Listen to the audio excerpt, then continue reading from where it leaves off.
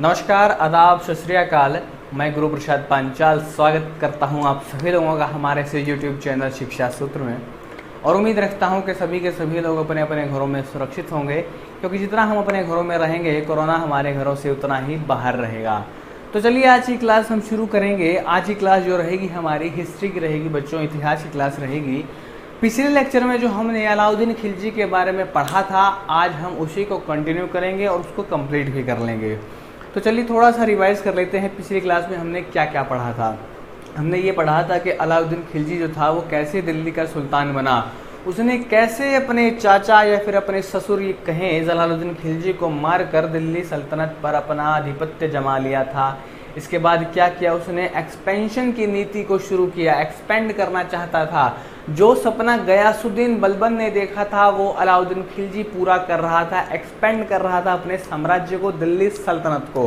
राजपुताना की तरफ बढ़ रहा था। ये कह सकते हैं कि राजस्थान और गुजरात के बहुत से हिस्सों को उसने अपने अधीन कर लिया था। और तो और उसने साउथ इंडिया तक मार की थी। साउथ इंडिया में भी बहुत से हिस्सों को अपना अधीन कर लिया था, अपने साम्राज्य में मिला लिया था। तो चलिए उत्तर भारत की मैं बात करूं तो उत्तर भारत के कौन कौन से हिस्से उसने अपने अधीन किए थे वो बात कर लेता हूं मैं। उत्तर भारत का उसने सबसे पहले गुजरात और जैसलमेर, गुजरात और जैसलमेर को उसने अपने अधीन कर लिया था बच्चों। उसके अलावा क्या किया, उसने रणथंबोर को अपने अधीन कर लिया था, रणथंबोर। उसके अलावा क्या किया उसने, चित्तौड़, जो कि बहुत ही इतिहास में सबसे इम्पोर्टेंट कहानी मानी जाती है चित्तौड़ की। महारावल रतन सिंह नाम के यहाँ के राजा हुआ करते थे। क्या किया, उनकी पत्नी हुआ करती थी एक रानी पद्मिनी, उसका दीदार करना चाहता था अलाउद्दीन खिलजी। पराई नार के दीदार के चक्कर में पड़ गया था और क्या हुआ, वहां पर युद्ध करना पड़ा। देखिए क्या ये क्या शो करता है, ये वहशी दरिंदापन शो करता है अलाउद्दीन खिलजी का। इसके अलावा क्या किया उसने, इसके अलावा उसने ये कह सकते हैं कि जालौन नाम की जो जगह पड़ती है वहाँ पर भी उसने अपना एक्सपेंशन शुरू कर दिया था। ये तो रही बच्चों उत्तर भारत की बात। ये सारी की सारी जो जगह थी ये कहाँ की थी, नॉर्थ इंडिया की हुआ करती थी। इसके अलावा उसने ये सोचा कि नॉर्थ इंडिया को तो उसने अपने अधीन कर ही लिया है, क्यों ना साउथ इंडिया की तरफ भी बढ़ा जाए, दक्षिण भारत की तरफ भी अब आगे रुख किया जाए। क्योंकि उसने देखा था कि देवगिरी पे उसने अटैक जब किया, देवगिरी से अटैक करने के बाद उसे वहाँ से बहुत मोटी रकम मिली थी, सैनिक भी मिले थे। साथ ही साथ क्या हुआ था, उसको थोड़ा सा परचम जो कह सकते हैं मिला था, वहाँ से प्राप्त हुआ था। तो उसने दक्षिण भारत की ओर कूच करने के लिए अपने सेनापति मलिक कफूर को ये कह सकते हैं जिम्मेवारी सौंपी और मलिक कफूर को दक्षिण भारत अभियान पर भेज दिया। अब ये बात करते हैं इसने कब भेजा था, 1306 में शुरू किया था बच्चों उसने अपना दक्षिण भारत अभियान। दक्षिण भारत अभियान के लिए उसने क्या किया, मलिक कफूर को तैनात किया, मलिक कफूर को एक जिम्मेवारी सौंपी कि अब आपकी जिम्मेवारी बनती है दक्षिण भारत में जाकर दक्षिण भारत को अपने अधीन करने की। उसकी शुरुआत उसने 1306 में की थी। साथ ही साथ क्या किया उसने, दक्षिण भारत के बहुत से वंशों पर आक्रमण किया और उन्हें अपने अधीन करने की भी कोशिश की थी। तो चलिए बात करेंगे कौन कौन से वंशों पर उसने अपना आधिपत्य जमाने की कोशिश की। सबसे पहले बात करेंगे बच्चों देवगिरी की। देवगिरी में उस समय यादव साम्राज्य हुआ करता था। देवगिरी के यादव साम्राज्य को उसने अपने अधीन करने की कोशिश की और काफ़ी हद तक वो कह सकते हैं कि उसमें सफल भी रहा था। इसके अलावा मैं अगर बात करूँ तो तेलंगाना की बात करता हूँ। वहाँ पे तेलंगाना नाम की जो जगह है वहाँ पर काकातीय समाज हुआ करता था, काकातीय साम्राज्य हुआ करता था। वहाँ पर उसने क्या किया, अपने अधीन करने की कोशिश की और काफ़ी हद तक उसमें वो सफल भी रहा। काकतीय साम्राज्य के एक राजा हुआ करते थे, राजा प्रताप रुद्रदेव। अब क्या किया, मलिक कफूर जैसे ही प्रताप रुद्रदेव के सामने गया, उसने देखा राजा प्रताप रुद्रदेव ने कि अपनी जनता की बलि चढ़ा देना कहीं की भी समझदारी नहीं है। कोई व्यक्ति अगर मुझे अपना अधीन, मतलब देखिए क्या है, उसने अलाउद्दीन खिलजी ने मलिक कफूर को ये कह रखा था कि मुझे ज़रूरी नहीं है कि मैं साम्राज्य ही करना चाहूँ, मुझे क्या है, मुझे पैसे से मतलब है। मुझे आप जिस भी साम्राज्य में जाओ वहाँ से एनुअल रूप से कुछ इनकम जनरेट करके दो। ऐसा ही कुछ काकतीय साम्राज्य में भी हुआ। प्रताप रुद्र देव राय जब सामने गया मलिक कफूर, तो उन्होंने क्या ऑफर किया, या तो हमारा आधिपत्य स्वीकार कर लो, या तो मतलब हमारे अधीन होकर साम्राज्य करना शुरू कर दो, या फिर हमें एनुअल टैक्स आप दे दिया कीजिए। ऐसा ही कुछ प्रताप रुद्र देव राय ने भी सोचा कि हाँ, क्यों ना जनता की बलि देने से अच्छा है एनुअल पेमेंट दे के इस मामले को यहीं रफा दफा किया जा सके। देखिए, जो हिंदू राजा थे उनका दिल कितना बड़ा था, अपने साम्राज्य के लिए अपनी जनता का खून नहीं बहाना चाहते थे। इसके अलावा क्या हुआ बच्चों, इसके अलावा की अगर मैं बात करूँ तो एक मदुरई नाम की जगह है, साउथ इंडिया में है ना, मदुरई नाम की जगह है। वहाँ पे क्या हुआ करता था, पांड्या साम्राज्य हुआ करता था। इस पर भी क्या किया, इस पर भी आधिपत्य जमाने की कोशिश की थी, किसने, मलिक कफूर ने। इसके अलावा एक होयसाल साम्राज्य हुआ करता था द्वारा समुद्र में। द्वारा समुद्रे नाम की एक जगह हुआ करती थी, जहाँ पर क्या था, एक होयसाल नाम का एक साम्राज्य हुआ करता था। इन सब साम्राज्यों पर क्या किया, इन सब साम्राज्यों पर मलिक कफूर ने अलाउद्दीन खिलजी के नाम से आया और यहाँ पर अपना आधिपत्य जमाने की कोशिश की और कहीं ना कहीं इसमें सफल भी रहा था। अब देखिए, अगर मैं बात करूँ दोबारा काकतीय साम्राज्य की, तो काकतीय साम्राज्य में जो राजा थे, राजा प्रताप रुद्रदेव, उनके पास कोहिनूर हीरा हुआ करता था। मलिक कफूर ने क्या किया, वो कोहिनूर हीरा उससे छीन लिया राजा से, राजा प्रताप रुद्रदेव से, और वो भेंट कर दिया किसे, अलाउद्दीन खिलजी को। उसके बाद जब वो आगे बढ़ा, आगे बढ़ने के लिए का मतलब है जब वो और किसी साम्राज्य की ओर बढ़ रहा था, उसी बीच में समुद्र आ गया। अब देखिए, समुद्र जैसे ही देखा किसने, मलिक कफूर ने। अब देखिए, जो व्यक्ति होता ना, अल्प ज्ञानी होता है, उसे पता नहीं होता कि क्या चीज़ है ये, उसे मालूम नहीं था ये समुद्र है, तो उसने सोचा कि धरती का अंत आ गया है, मतलब धरती यहाँ पर ख़त्म हो गई है, और उसने वहाँ पागलों की तरह जय जयकार लगाना शुरू कर दिया अलाउद्दीन का कि अलाउद्दीन ने पूरी धरती जीत ली है। अब क्या किया मलिक कफूर ने, उसी के साथ जैसे ही उसने समुद्र देखा, अलाउद्दीन खिलजी को एक उपाधि दे दी, जिसे उसने सिकंदर ए सानी की उपाधि भी दे दी थी। सिकंदर, आपको याद होगा बच्चों, अलेक्जेंडर जो था, कौन था अलेक्जेंडर, दुनिया, लगभग पूरी दुनिया जीतने वाला अलेक्जेंडर था, उसे सिकंदर भी के नाम से भी जाना जाता है। सिकंदर ए सानी की उपाधि दे दी थी किसने, मलिक कफूर ने। और किसको दे दी थी बच्चों, अलाउद्दीन खिलजी को सिकंदर ए सानी बना दिया था, सिकंदर ए सानी घोषित कर दिया था अपने साम्राज्य, अपनी जनता के सामने। देखिए बच्चों, क्या है अलाउद्दीन खिलजी का इतना बड़ा साम्राज्य बनाने के पीछे जो उसका मोटिव था, या फिर ये कहें उसका ऐसा कारण क्या था कि उसने इतना बड़ा साम्राज्य जो था स्थापित कर लिया था। देखिए, किसी भी साम्राज्य को स्थापित करने के लिए, किसी भी देश में अगर आप स्ट्रॉन्ग बनना चाहते हैं, अपने देश को स्ट्रॉन्ग रूप से बचाना चाहते हैं दूसरे देश के आक्रमणों से, तो आपकी आर्मी जो है वो काफ़ी ज़्यादा स्ट्रॉन्ग होनी चाहिए। अलाउद्दीन खिलजी के साथ भी बच्चों बिल्कुल सेम ऐसा ही था। उसकी जो आर्मी थी, उसकी जो सैन्य शक्ति थी, वो बहुत ज़्यादा स्ट्रॉन्ग हुआ करती थी। अलाउद्दीन खिलजी का एक ही मानना था कि अगर आर्मी स्ट्रॉन्ग है, कहने का ये मतलब है अगर मैं पूरी तरह से बाउंड्री से अगर मैं स्ट्रॉन्ग हूँ तो मैं इंटरनल रूप से बिल्कुल ठीक होऊंगा। देखिए बच्चों, बात वही है ना, अगर हमारे घर की दीवारें मजबूत हैं तो धूप आ रही है, छांव आ रही है, बर्फ़ पड़ रही है, बारिश हो रही है, हमें कोई फ़र्क नहीं पड़ता क्योंकि हम घर में सुरक्षित हैं। ऐसा ही कुछ घर के साथ, हमारे देश के साथ भी होता है। अगर हमारी आर्मी जो है, हमारे देश के अगर जवान हमारे देश की बाउंड्री पर अगर पूरी तरह से मुस्तैदी से तैनात खड़े हैं, तो हम अंदर, हमारे घर के अंदर, हमारे देश के अंदर सुरक्षित महसूस कर सकते हैं। तो अलाउद्दीन खिलजी ने भी कुछ ऐसा ही किया, अपनी आर्मी को स्ट्रॉन्ग करने का काम किया अलाउद्दीन खिलजी ने भी। तो चलिए उसकी बात करते हैं। अलाउद्दीन खिलजी ही ऐसा राजा था बच्चों जिसने पहली बार स्टैंडिंग आर्मी बनाई थी। स्टैंडिंग आर्मी का मतलब क्या होता है बच्चों, एक ऐसा राजा, एक ऐसा सुल्तान जिसने अपनी फुल टाइम आर्मी बनाई थी। फुल टाइम आर्मी का मतलब है, अगर मैं बात करूं, देखिए मैंने आपको पिछले लेक्चर में भी बताया था कि पहले क्या हुआ करता था बच्चों, जो सुल्तान हुआ करते थे वो क्या किया करते थे, जो सेना होती थी वो केवल युद्ध के समय पे ही बुलाई जाती थी। मतलब जो लोग हैं वो सेना में भर्ती तो हैं, लेकिन उनको तनख्वाह नहीं दी जा रही। वो क्या कर रहे हैं, अपना ही काम कर रहे हैं। कोई बंदा खेती कर रहा है, कोई बढ़ई का काम कर रहा है, कोई लोहार का काम कर रहा है, कोई किसी का भी काम कर रहा है। देखिए मेरा यहाँ पे कोई जाति सूचक शब्द कहने का कोई मतलब नहीं है, मैं सिर्फ बता रहा हूँ आपको जनरल वे में कि कोई व्यक्ति क्या काम कर रहा है, वो उसकी पर्सनल मंशा हुआ करती थी। देखिए अब क्या हुआ, जैसे ही अलाउद्दीन खिलजी आया, अलाउद्दीन खिलजी ने ये देखा कि जो आर्मी है वो उसको बुलाना पड़ता है, मतलब उसे कॉल देनी पड़ती है। जैसे होता है ना कि आर्मी का कोई बंदा जब छुट्टी पे जाता है उसके बाद दोबारा आता है, तो उस दौरान क्या होता है, वो थोड़ा सा फ्री माइंड हो जाता है। अगर आर्मी पूरी तरह से अपने, ये कह सकते हैं अपने कंटोनमेंट में है, तो वो मुस्तैद रहेगी। अगर वो किसी और काम में लगी है तो उसका माइंड जो थोड़ा सा डाइवर्ट हो जाता है।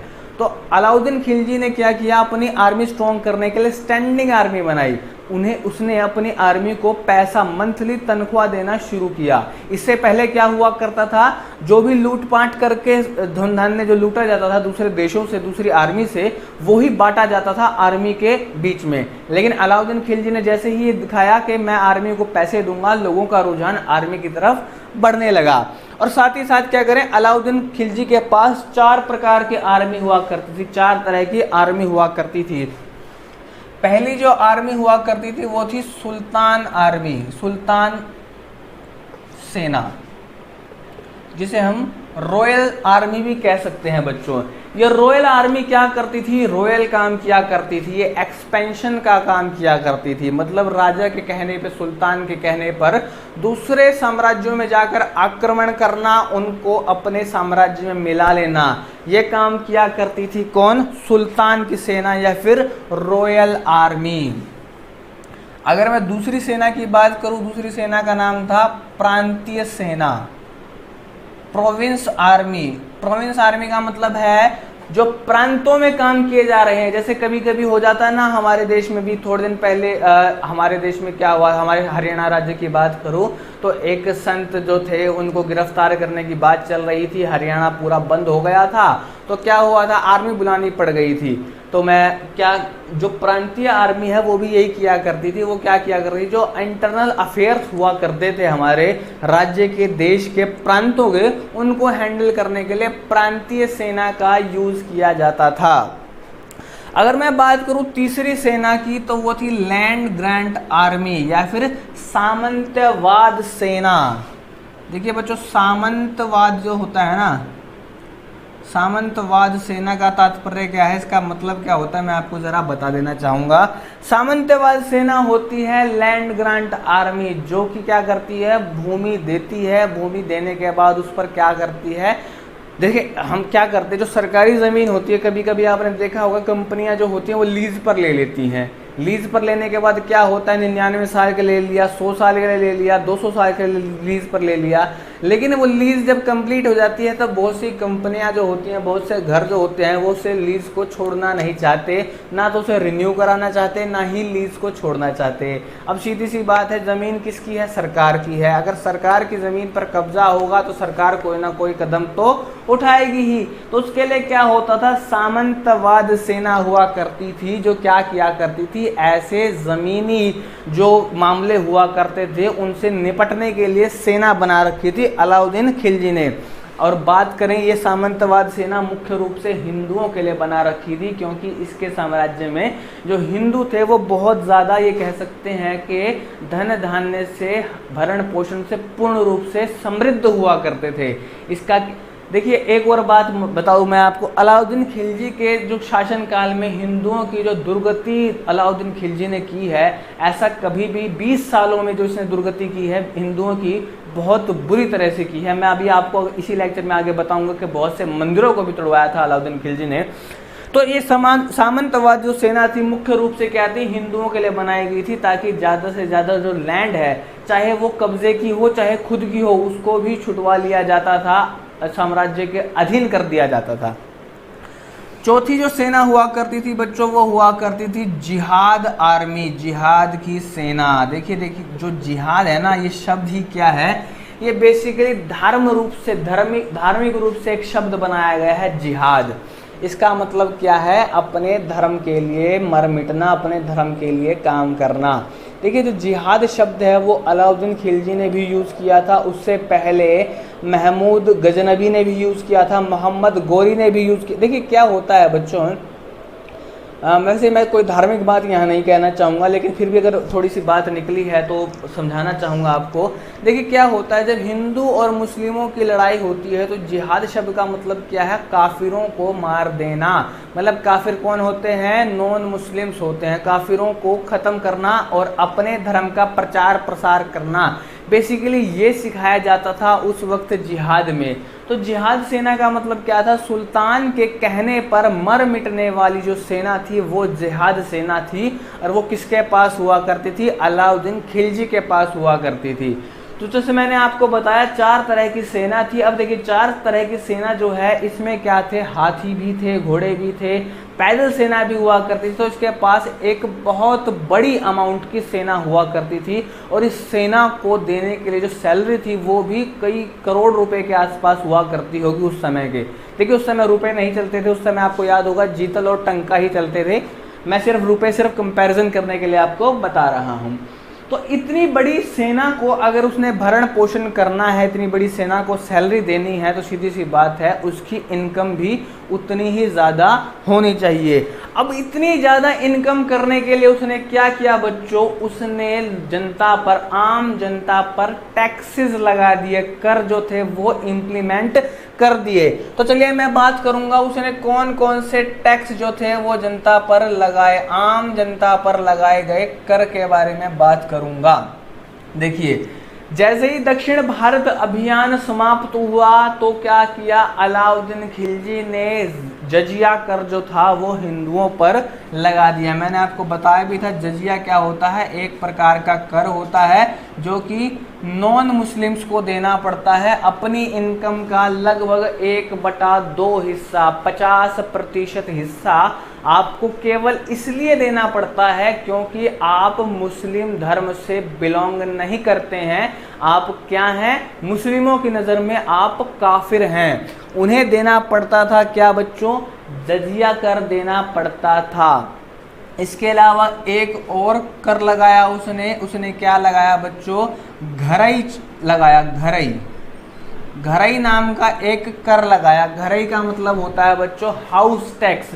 जैसा कि हमें देना पड़ता है ना, जैसे हम पानीपत में रह रहे हैं तो पानीपत की म्युनिसिपल जो कॉरपोरेशन है उसे हमें क्या देना पड़ता है, एक हाउस टैक्स देना पड़ता है सालाना रूप से।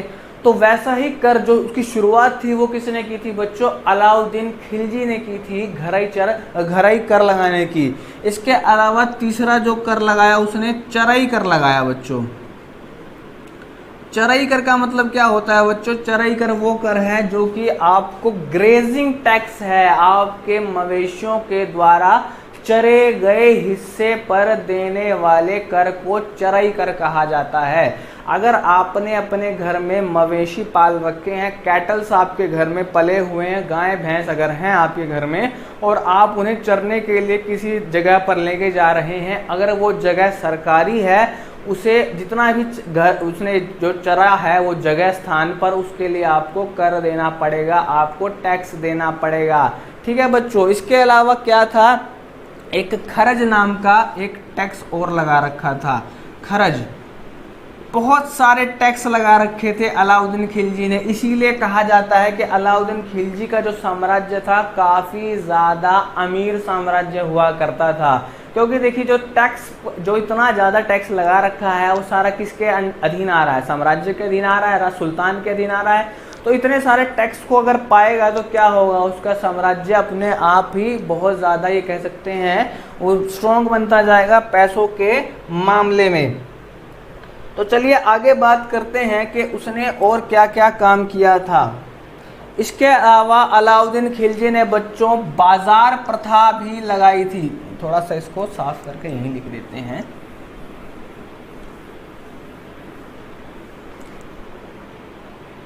बाजार प्रथा जो थी भारत के अंदर, वो शुरू करने वाला एकमात्र जो सुल्तान था बच्चों, वो कौन हुआ करता था, उसका नाम था बच्चों अलाउद्दीन खिलजी। अब ये बाजार प्रथा क्या है? देखिए, आप जब बाजार में जाते हैं तो आपके जो आप प्रोडक्ट खरीदते हैं उसके ऊपर MRP लिखा होता है, मैक्सिमम रिटेल प्राइस, मतलब उससे ज़्यादा दाम पर आप कोई भी वस्तु दुकानदार जो है वो नहीं बेच सकता। इसकी शुरुआत किसने की थी? इसकी शुरुआत की थी बच्चों अलाउद्दीन खिलजी ने। उसने ये कहा था कि जो सोना है, सोने का दाम सोने के बराबर होना चाहिए, चांदी का दाम चांदी के बराबर, गेहूं का दाम गेहूं के बराबर, और कोई भी सामान आप बाजार से खरीदने जा रहे हैं तो उसकी जो वर्थ है, उसकी जो वैल्यू है, उतना ही दाम उसके लिए आपको चुकाना पड़ेगा। जो बाजार प्रथा थी उसकी शुरुआत किसने की थी? अलाउद्दीन खिलजी ने की थी। जो मुद्रास्फीति है, इन्फ्लेक्शन है, उसकी शुरुआत भी किसने की थी बच्चों? अलाउद्दीन खिलजी ने की थी। मैंने आपको बताया था ना कि कुछ जोधपुर अभिलेखों में अलाउद्दीन खिलजी को देवता बताया गया है। वो देवता इसलिए बताया गया है क्योंकि गरीब जनता के हक के लिए ये फैसला लिया गया था कि बाजार में मूल्यों को फिक्स कर दिया जाए। बाजार में क्या किया जाए? वस्तुओं के मूल्यों को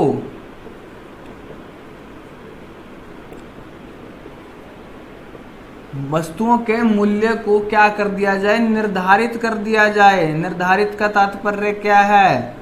कि उससे ऊपर कोई भी वस्तु नहीं बेची जा सकती। अगर कोई उससे ऊपर दाम के ऊपर वस्तु बेचने की कोशिश करता है तो क्या किया जाएगा? उस पर एक्शन लिया जाएगा। अब देखिए बच्चों, इसके अलावा क्या किया था? देखिए, अब सीधी सी बात है बच्चों, अगर MRP अगर बढ़ गई, MRP अगर फिक्स कर दी गई है तो जो थोड़े से जमाखोर जो दुकानदार हैं या फिर थोड़े से महत्वाकांक्षी दुकानदार हैं वो क्या करेंगे? वो या तो सामान की वैल्यू को कम कर देंगे। आपने देखा भी होगा ना, जो तराजू होता है उसमें क्या करते हैं? चुंबक वगैरह चिपका देते हैं या फिर जो घपला कर देते हैं तौल के अंदर। तो ऐसी चीज़ों से बचने के लिए भी कानून बना रखे थे अलाउद्दीन खिलजी ने।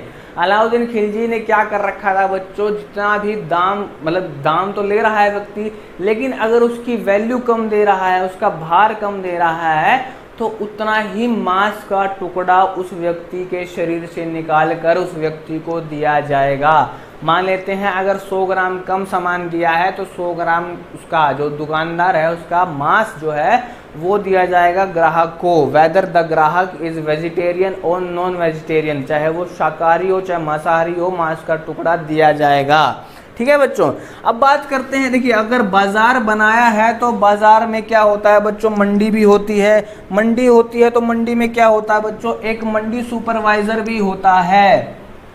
ऐसा ही कुछ हुआ करता था इसके दरबार में भी। एक शाहना ए मंडी नाम की एक पोस्ट हुआ करती थी बच्चों, शाहना ए मंडी, जिसे क्या कहा जैसे आजकल कहा जाता है ना मंडी सुपरवाइजर, वैसे ही एक पोस्ट हुआ करती थी इसके दरबार में, शाहना ए मंडी। वो क्या करते ही, वो व्यक्ति क्या करता था? बाजार में वस्तुओं के मूल्यों को जो था वो देखा करता था कि बाजार में वस्तुओं का जो मूल्य है वो ठीक रूप से लिया जा रहा है या नहीं लिया जा रहा है। अगर लिया जा रहा है तो ठीक है, अदरवाइज वो क्या करता था? वो कंप्लेंट कर देता था सुल्तान के पास, अलाउद्दीन खिलजी के पास, कि बाज़ारों में जो वस्तु का मूल्य है वो कम लिया जा रहा है या ज़्यादा लिया जा रहा है। इसके साथ अलाउद्दीन खिलजी ने अपनी आर्मी की पहचान के लिए कि कोई स्पाई ना आ जाए मेरी आर्मी के अंदर, क्या प्रथा चलाई थी? हुलिया प्रथा।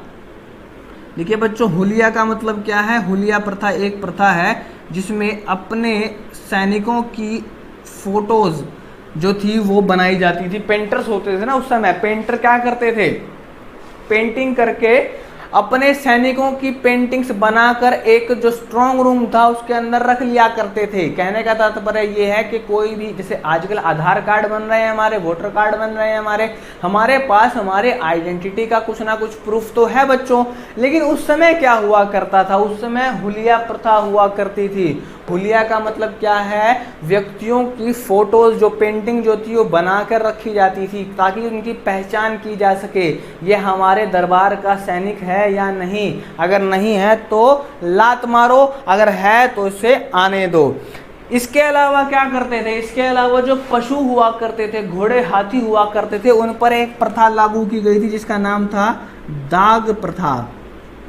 आपने देखा होगा ना बच्चों, जो आवारा जो गाय भैंस होती हैं उनके ऊपर क्या होता है, एक मार्क लगा होता है, मार्का लगाया जाता है। वो उसकी शुरुआत कहाँ से हुई थी, अलाउद्दीन खिलजी के दरबार से हुई थी। उसे दाग प्रथा कहा जाता था। जो मवेशी थे, जानवर थे, उनके दरबार के घोड़े थे, गधे थे, जो भी थे, हाथी थे, ऊंट थे, जो भी उसके दरबार में होते थे जानवर, उन पर क्या किया जाता था, दाग प्रथा लगाई जाती थी। मतलब दाग सिस्टम लगाया जाता था ताकि उनकी पहचान की जा सके। इसके अलावा क्या क्या किया अलाउद्दीन खिलजी ने, मैंने आपको बता दिया। आर्मी स्ट्रॉन्ग की। आर्मी स्ट्रॉन्ग के अलावा क्या किया उसने, बाजार प्रथा जो थी वो स्ट्रॉन्ग की। बाजार प्रथा के अलावा क्या किया, गरीबों में उसकी जो हमदर्दी थी गरीबों के प्रति उसकी, वैसे गरीबों के प्रति वो हमदर्द तो नहीं था, लेकिन गरीब उसको अपना आका मान बैठे थे। क्यों? क्योंकि उसने बाजारों में मूल्य जो था वो फिक्स कर दिया था। इसमें कहीं ना कहीं फायदा अलाउद्दीन खिलजी का ही था बच्चों, क्योंकि अगर मूल्य फिक्स होगा, देखिए सीधी सी बात है, मूल्य अगर रीजनेबल होगा किसी वस्तु का तो उसकी बिक्री जो है वो बढ़ जाएगी। जो सोना है, सोना जो गोल्ड होता है बच्चों, वो कुछ लोग खरीद पाते हैं, कम लोग खरीद पाते हैं, क्योंकि सभी की पहुंच से के अंदर नहीं होता। लेकिन जो सब्जियां हैं वो A to Z सभी लोग खरीदते हैं। कारण क्या है, वो सभी की रेंज के अंदर होता है। तो ऐसा ही कुछ अलाउद्दीन खिलजी का भी मानना था कि उसने ये सोचा कि कम लोग खरीदेंगे तो सीधी सी बात है कम टैक्स प्राप्त होगा, ज़्यादा लोग खरीदेंगे तो ज़्यादा टैक्स प्राप्त होगा। बहुत दूर की सोचता था अलाउद्दीन खिलजी। इसके अलावा क्या कर रखा था अलाउद्दीन खिलजी ने, अलाउद्दीन खिलजी की अगर मैं पर्सनल लाइफ की बात करूं तो शादियों की बात मैं करूं तो उसने लगभग ये कहा जाता है 6 शादियां की थी, जिनमें से 3 हिंदू थी और 3 मुस्लिम शादियां की हुई थी। उसकी पहली वाइफ की अगर मैं बात करूं तो उसकी पहली वाइफ का नाम क्या था, मलिकाए जहां मेहरुनिसा। कौन थी ये, जलालुद्दीन खिलजी की बेटी हुआ करती थी मेहरुनिसा।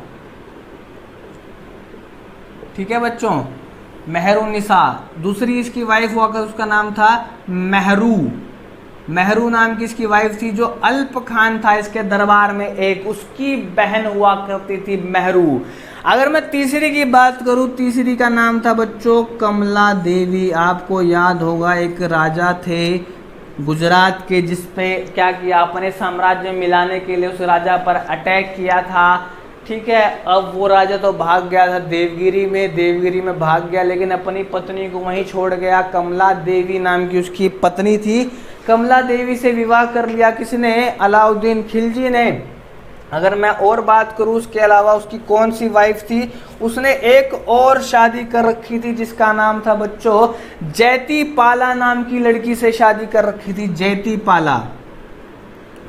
पाला नाम की एक और लड़की थी जिससे उसने शादी कर रखी थी। अब ये जैती पाला कौन है बच्चों, इसके बारे में बता देते हैं। जैती पाला ये है देवगिरी के राजा रामचंद्र की सुपुत्री, जिससे विवाह कर लिया था अलाउद्दीन खिलजी ने। अलाउद्दीन खिलजी ने ये छल कपट से विवाह कर तो लिया था, लेकिन कहीं ना कहीं बेचारी जैती पाला ने एडजस्टमेंट कर ली थी। अपना जीवन सोचा था कि सुख से दुख से कैसे ही ना कैसे कट जाएगा, लेकिन मैं अब अपने पिता रामचंद्र के पास नहीं जाऊंगी, ऐसा मन में सोचकर अपना जीवन काटने लग गई थी जैती पाला।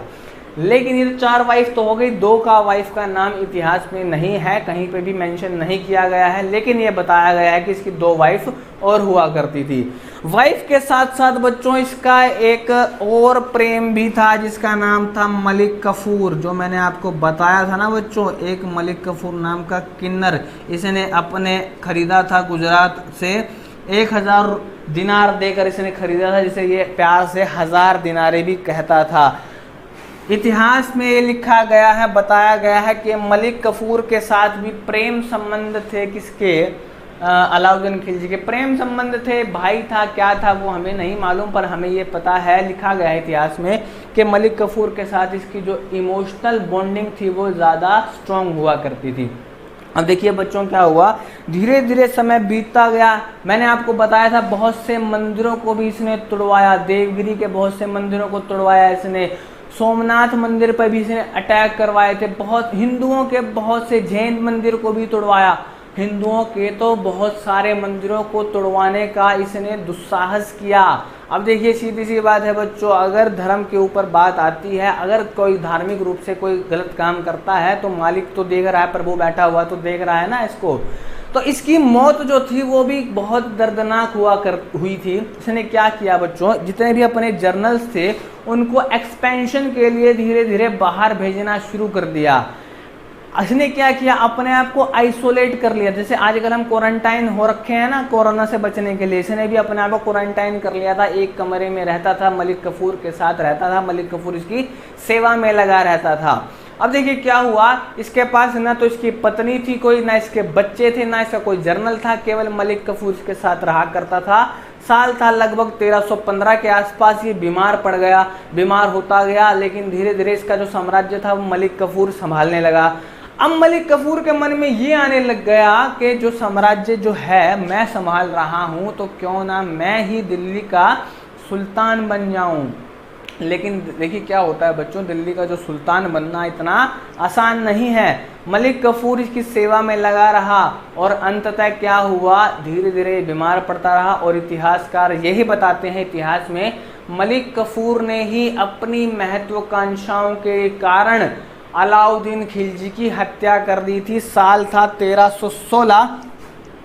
1316 ईस्वी में क्या किया था, मलिक कफूर ने अपने आका, अपने सुल्तान जो कि इससे प्रेम किया करता था, उसकी हत्या कर दी थी। इतिहासकार ये बताते हैं कि उसकी हत्या महत्वाकांक्षा के चलते की गई थी, क्योंकि मलिक कफूर जो था वो काफ़ी महत्वाकांक्षी था। वो चाहता था कि दिल्ली का सुल्तान बनकर मैं दिल्ली का साम्राज्य को संभालूं, लेकिन ऐसा हो ना सका। आगे बताएंगे क्यों ना हो सका, क्योंकि जब इसके बाद इसका बेटा जो आया गद्दी पर बैठने के लिए, जो वो भी क्या था, वो ज़्यादा अयोग्य था, वो योग्य शासक नहीं था। उसके बाद इसका एक और जो कह सकते हैं सुल्तान बनने आया, खुसरो शाह, जिसकी हत्या करने के बाद तुगलक वंश की स्थापना की गई। वो हम अगले लेक्चर में कवर कर लेंगे बच्चों। तो देखिए क्या है, जो जितने ज़्यादा बुरे काम करता है उसका अंत उतना ही बुरा होता है। अलाउद्दीन खिलजी के साथ भी कुछ ऐसा ही हुआ। अलाउद्दीन खिलजी उर्फ अली गुरशास्प, जिसने धोखे से साम्राज्य को हड़पा था, उसकी जो ज़िंदगी थी वो शायद कुछ हद तक तो ठीक गई थी, लेकिन जो उसका अंत था ज़िंदगी का बहुत दर्दनाक था। उसके करीबी मलिक कफूर ने ही उसकी हत्या कर दी थी। और अलाउद्दीन खिलजी का जो मकबरा है वो जो दिल्ली में ही है, ये कहा जाता है कि कुतुब मीनार के परिसर में ही अलाउद्दीन खिलजी का जो है इसका मकबरा बनाया गया है। अच्छा, इसकी अगर मैं बात करूँ अलाउद्दीन खिलजी की, तो इसने अपने साम्राज्य में कुछ आर्किटेक्चर जो काम किए थे वो भी किए थे। इसने एक अलाई दरवाज़ा बनाया था, अलाई दरवाज़ा बनवाया था इसने, ठीक है बच्चों। अलाई मीनार बनवाई थी इसने एक। इसके अलावा क्या किया था इसने, हौज खास, जो दिल्ली का दिल कहा जाने वाला हौज खास जो है वो किसने बनवाया था, वो अलाउद्दीन खिलजी ने ही बनवाया था। याद रखेंगे, अगली बार जब भी हौज खास की ओर बढ़े जाएं तो याद रखिएगा, हौज खास जो है वो किसने बनवाया था, वो अलाउद्दीन खिलजी ने बनवाया था। इसके अलावा सिरी की मीनार जो थी, देखिए क्या हुआ, अलाउद्दीन खिलजी के दरबार, जब अलाउद्दीन खिलजी साम्राज्य संभाल रहा था तो उस वक्त 3 बार मंगोलों के अटैक हुए। इन अटैक्स, हर अटैक में अलाउद्दीन खिलजी की जीत हुई, लेकिन अलाउद्दीन खिलजी परेशान हो चुका था मंगोलों के अटैक से। अब देखिए, अगर पड़ोसी डेली डेली लड़ाई करेंगे तो क्या होगा, व्यक्ति परेशान हो ही जाएगा ना। मंगोल उस समय क्या थे, मंगोल आकर आक्रमण करते थे, अलाउद्दीन खिलजी परेशान हो गया था। इस वजह से क्या किया अलाउद्दीन खिलजी ने, अपनी राजधानी जो थी वो सिरी में बदल ली थी। अपनी राजधानी क्या बना ली थी बच्चों, राजधानी बदलकर कहाँ ले गया था, सिरी में ले गया था। ठीक है बच्चों, ये सिरी वो एप्पल वाली सिरी नहीं है, इस जगह सिरी है, कभी एप्पल वाली सिरी समझ लें। ठीक है बच्चों, तो अलाउद्दीन खिलजी के कार्यकाल में हुए कुछ ये काम मैंने आपको बताए हैं। इसके अलावा 2 और सुल्तान जो आएंगे उनका कार्यकाल बहुत छोटा छोटा रहा था, 1316 से लेकर 1320 तक। और दूसरा जो शासक आया था वो भी 1320 में, उसका भी ये कह सकते हैं उसका भी अंत हो गया था। उसके बाद तुगलक वंश की स्थापना हुई थी। तो अगले जो लेक्चर हम लेके आएंगे उसमें हम शुरुआत करेंगे अलाउद्दीन खिलजी के बाद हुए सुल्तानों के बारे में। वो 5-7 मिनट का टॉपिक है। उसके बाद हम तुगलक वंश के बारे में पढ़ेंगे। तो बच्चों, उम्मीद रखते हैं कि आज की क्लास जो रही होगी आपको इसमें से कुछ समझ में आया होगा। तो चलिए आज की क्लास को हम यहीं पर समाप्त करते हैं और आपसे उम्मीद रखता हूं कि आप हमारी इस क्लास को ज़्यादा से ज़्यादा लाइक करेंगे, शेयर करेंगे, सब्सक्राइब करेंगे, ताकि हमारा हौसला जो है वो बना रहे, आपके लिए नई नई वीडियोस बनाते रहें। आपका ख्याल हम रखते रहेंगे, आप हमारा ख्याल रखते रहिए। तो चलिए नमस्कार, आदाब, सत श्री अकाल।